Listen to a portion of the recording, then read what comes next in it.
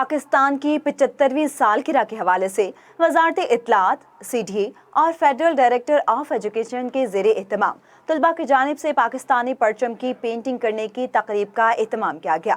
इसी हवाले से जानते हैं हमारे नुमाइंदे सईद औरकज़ई से। जी बताइएगा सईद।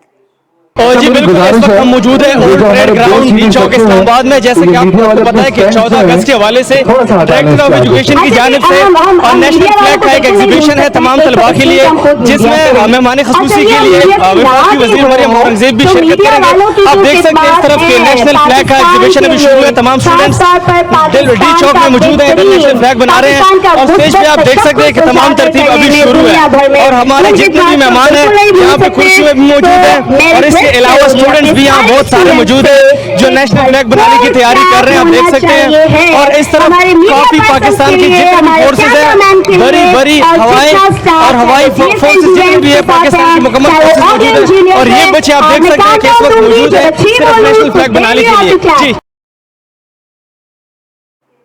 जी बहुत शुक्रिया सईद औरकज़ई हमें तफसीलात से आगाह करने के लिए।